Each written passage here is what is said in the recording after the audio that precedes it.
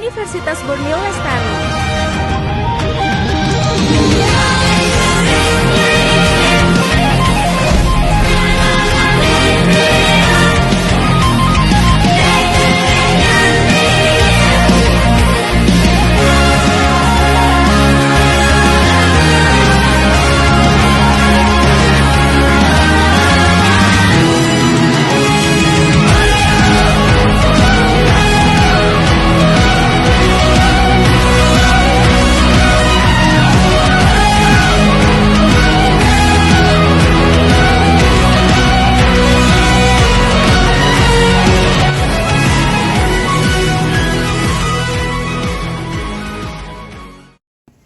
Halo teman-teman semua, selamat bergabung di Obstek, obrolan santai. Perkenalkan, nama aku Noreni Rohmas sebagai moderator pada video kali ini.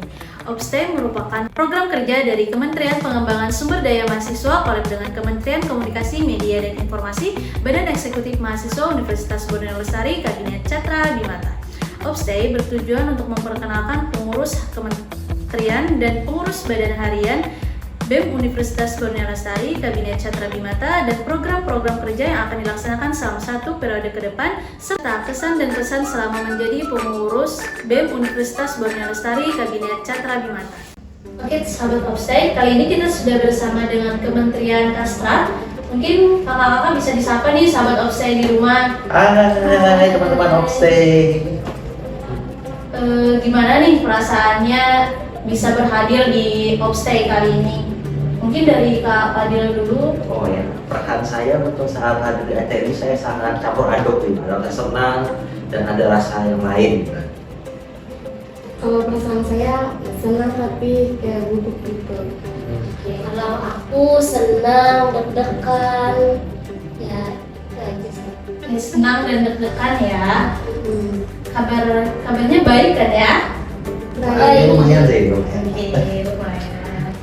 Mungkin teman-teman di rumah belum ada yang tahu nih kakak-kakak ini siapa dan jabatannya di BEM Kabinet Catra Bimata sebagai apa. Boleh perkenalan dulu dari Kak Wafa mungkin? Perkenalkan, aku Nur Wafa dan staf ahli Kastra. Perkenalkan, nama saya Krisnayati dari staf ahli Kastra. Nama saya Mantel Kamil, Menteri dari Kementerian Advokasi dan Strategi. Oke, tadi sudah perkenalan nih, ada Kak Fadil, ada Karisma, dan Kak Wafa. Selanjutnya kita tanya nih, apa alasan kakak-kakak sekalian masuk ke BEM Universitas Borneo Lestari? Mungkin dari Kak Fadil? Oh ya kan. Kalau saya itu tuh ceritanya agak panjang sebenarnya. Dulu tuh pas semester 1, saya ini orang introvert dulu, kayak kupu-kupu. Tapi kan habis itu pas mau uji pulang semester kan, saya ke dosen ngakun sih orang DPA, dan dia bilang ya, kenapa kamu Dil hidupmu datar banget gitu. Nah setelah itu saya merasa terhina kan, sangat terhina, itu sangat menikam dalam diri saya gitu. Jadi akhirnya saya mencari gejolak dalam hidup gitu, biar nggak dikatain datar lagi. Dan akhirnya masuk BEM. Ya, dia BEM itu sebenarnya untuk mencari gejolak dalam hidup saya gitu. Mungkin bisa selanjutnya dari Kak Isma. Jadi motivasi masuk BEM ini lebih menambah wawasan lagi dan menambah relasi. Kalau aku menambah pengalaman, menambah ya wawasan, belajar kerja sama tim, belajar membagi waktu, sama aku sama kayak Kak Fadil juga, sama-sama introvert, jadi mau meningkatkan kepercayaan diri. Oke, itu tadi alasan dari kakak-kakak Kementerian Kastra. Selanjutnya nih, apa aja sih program kerja yang akan dilaksanakan selama 1 periode ke depan? Program kerja Kastrat ada 2, yang pertama aspirasi dan advokasi mahasiswa, yang kedua ada execution yaitu external issue contribution. Selanjutnya dijelaskan oleh Kak Fadil. Kalau advokasi itu adalah kita sebagai Kastrat untuk mengambil pendapat atau keinginan dari mahasiswa di kampus Habis itu kita ambil, habis itu kita saring, kita filter, habis itu kita masukkan ke dokumen. Habis itu kita serahkan ke stakeholder untuk didiskusikan dan biar diwujudkan. Misalnya kan parkir sempit nih, mahasiswa pengen parkir dibesarkan. Waktu itu kita ambil pendapat mahasiswa, kita ambil kan, kita serahkan stakeholder. Itu tinggal kita bikin pendapat kita biar dipegang stakeholder dengan tata cara yang baik, biar stakeholdernya mau mewujudkan. Kalau eksekusi itu internal issue contribution, jadi ini tugas utama mengkaji kajian riset kita, mencari masalah di sekitar kita, menjelaskan kenapa itu masalah, itu mencari pemecahan masalah dari masalah itu execution, itu kemudian dari dasar. Oke, mungkin dari selamanya berjalannya program kerja dari Kementerian Kasat ada hambatan dan tantangan nih kakak-kakak. Apa aja sih tantangannya dan bagaimana tips mengatasi tantangan tersebut? Dari siapa nih yang mau menjawab? Ya, dalam Kasat ini yang masalah itu niat. Niat itu tuh paling penting. Walaupun pekerjaan sesulit apapun, jika ada niat bisa dikerjakan. Tapi kalau nggak ada niat, walaupun gampang kerjaannya itu gampang selesai. Lama banget selesai. Niat lah yang penting. Kedua, itu tuh masalah informasi. Informasi kita yang kita tarik ini tuh kadang-kadang nggak valid, kadang-kadang cuma di hasil propaganda, hasil dari isu-isu yang sumbernya nggak jelas, cuma untuk keuntungan orang lain dari orang-orang tertentu. Kita harus mencari informasi yang valid itu yang susah ini. Basic saya. Ada lagi kak? Kalau tipsnya itu tipsnya tuh dia tuh cari inspirasi itu, atau sambil makan, sambil ngobrol, atau ya nonton apa dulu biar terinspirasi ya. Itu ya Pak, inspirasi itu penting. Oke, dari Kak Risma ada tambahan? Dari Kak Wafa? Setuju sama Kak Fadil tadi ya, niat tadi. Kami juga susah menyesuaikan waktu diskusi, misalnya beda-beda kesibukan ya, bentuk jadwal beda-beda praktikum, ada yang kesibukan ini, kesibukan itu, jadi kami susah untuk ya itu. Oke, tadi kan kendala di program kerja kementeriannya ya, sekarang kendala di kabinet BEM.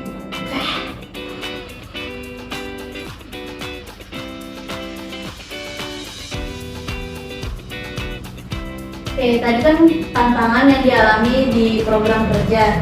Sekarang tantangan yang dialami selama menjabat di BEM Kabinet Sentral Sumatera, dari Kak Wafa dulu mungkin. Kalau tantangan sih nggak ada. Kalau kesannya banyak, misalnya nambah teman, nambah ya wawasan, dapat menuangkan ide-ide gitu. Kalau dari aku tuh waktu sih kan kayak bentrok sama kuliah itu kan banyak praktikum, jadi kayak bingung bagi waktunya gitu. Nah, kendala itu satu informasi, terlambatnya informasi itu menyulitkan sekali. Kayak misalnya itu informasinya sore, kemudian setelah itu bikin tes ya, karena itu kan hidup saya itu kan ya nggak rata lagi, jadi ya punya kehidupan sudah bukan oleh lagi. Jadi ya gitu lah, informasi itu harus jalan itu datangnya tuh harus santai dulu, saya sehari atau 2 hari dulu itu ya, biar gak kaget dulu. Oke, baik. Tadi kan banyak ya kendala dan tantangannya di waktu dan di mencari waktu yang baik, yang meluangkan waktu untuk organisasi dan kesibukan lainnya, kuliah. Nah, bagaimana sih cara kakak-kakak untuk membagi waktu tersebut? Mungkin ada yang bisa menjawab dulu. Oh, saya lihat. Jadi kalau Dari Karisma mungkin? Kalau dari aku mungkin kayak komunikasi aja gitu, kayak saling kabar-kabar gitu kan. Nah, dari sini.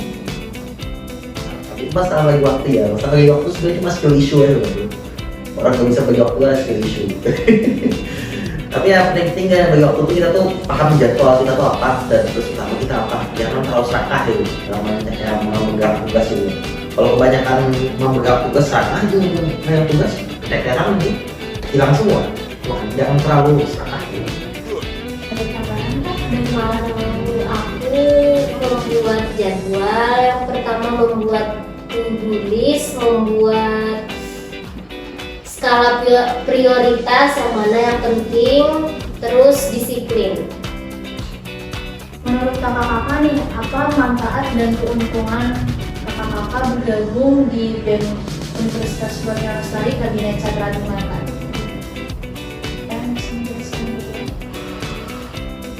Ya, kita itu tuh kemudian itu tuh keuntungannya ini saya pribadi akan ngapain dan itu memberikan waktu bagi saya gitu dalam hidup ya itu yang saya cari gitu. Misalnya organisasi itu memberikan apa yang saya cari ya.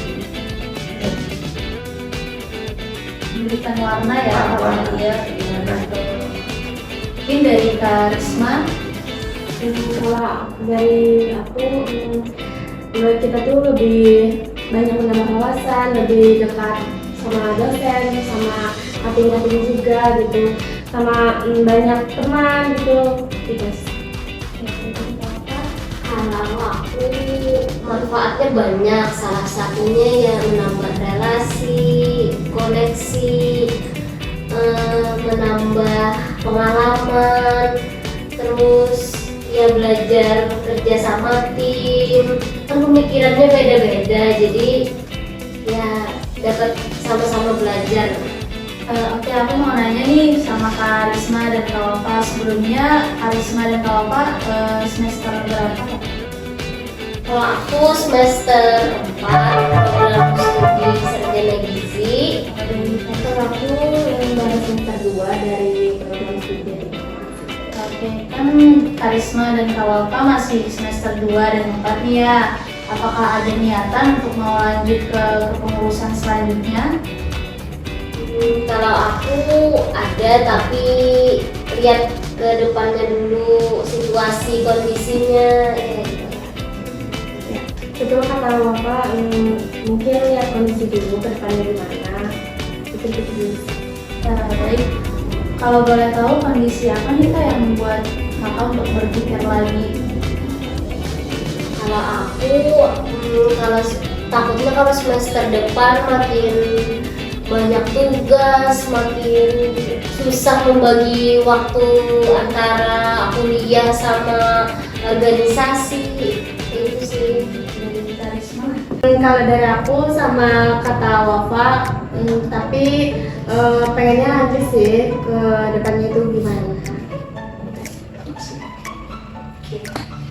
Berarti lihat ke depannya ya Kak, kesibukannya gitu ya.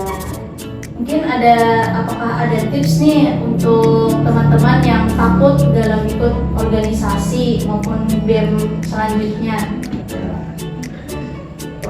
Tips dan trik untuk orang untuk masuk organisasi adalah berani aja, percaya diri aja karena BEM itu gak makan orang loh adanya kan orang ya loh gitu. Orang kan BEM itu kita tuh dilenggu oleh hukum. Jadi misalnya kalau karena organisasi kekerasan ini ada pendidikan saja, ada pendidikan hukum itu aja. Jadi jangan takut karena dilindungi hukum.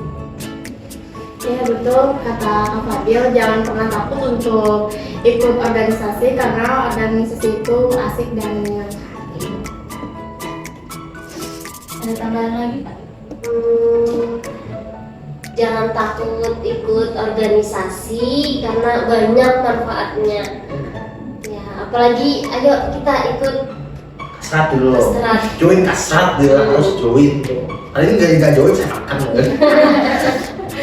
Teman-teman sahabat obses sekalian dengerin, jangan takut untuk ikut organisasi apapun itu. Dan kalau kalian masuk di Universitas Borneo Lestari, jangan lupa ikut BEM Universitas Borneo Lestari juga dan ya. kasrat. dan masuk di Kementerian Kastra. Oh, iya. Oke, kesan dan pesan apa nih selama menjadi pengurus Kabinet Catra Bimata ini Kak? Kesannya itu adalah jujur lah, sama saya tahu semua. Tapi menurut saya tuh kabinetnya terlalu mirip tahun yang kemarin, nggak ada perubahan sama sekali saya. Jadi sih orangnya gitu aja loh, secara bagus sama tuh bagus, tapi melanjutkan progres pendahulunya, tapi kalau melanjutkan itu jadi nggak ada kreativitas di sana. Itu saya tuh ada kreativitasnya gitu. Dari Kak Risma atau apa ada tambahan? Kalau aku kesannya sangat banyak. Salah satunya ya menambah teman, ya meningkatkan kepercayaan diri, menambah ya wawasan gitu lah. Pesannya semoga BEM kita lebih baik lagi, lebih banyak prokja yang berhasil atau yang berhasil terlaksana ya. Mungkin nanti bisa ya pengurus selanjutnya bisa menambahkan program kerja baru ya kakak-kakak, dia bisa lebih berkembang lagi kementeriannya maupun kabinetnya sendiri.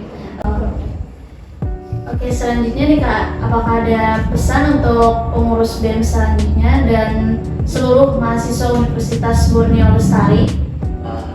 Kak Fadil? Untuk BEM keseluruhan, saya tuh terima kasih kepada kalian semua itu karena saya ini ada 5 orangnya. Sama begitu tuh mudah sehat selalu dan ingat tetap sih minum vitamin C. Nanti sakit itu untuk seluruh teman-teman mahasiswa, jangan takut ikut organisasi, terutama organisasi Kastra. Kalau kalian takut, jangan seperti saya makan. Kalau dari aku untuk pesan dari BEM, kedepannya itu lebih baik lagi dan untuk kerjasamanya lebih meningkat lagi, dan untuk mahasiswa jangan pernah takut untuk gabung bersama kami yaitu Kastra, karena Kastra itu nggak ribet sih, simple aja gitu, jadi jangan pernah takut. Kalau dari aku pesan untuk BEM tahun ini semoga tambah kreatif lagi supaya banyak program kerja yang terlaksana, semoga kerjasamanya makin terjalin, semakin kompak, ya itu aja. Oke sahabat Obstay, itu tadi kesan dan pesan dari Kementerian Kastra. Mungkin ini yang terakhir nih Kak ya, satu kata buat BEM Universitas Borneo Lestari Kabinet Catra Bimata. Dari Kak siapa dulu nih? BEM Universitas Borneo Lestari jaya selalu. BEM Universitas Borneo Lestari mantap. BEM Universitas Borneo Lestari sukses. Jangan lupa Like, Komen, subscribe. sampai jumpa di video selanjutnya. Obstay, Obrolan santai. Yeay. main santai ya.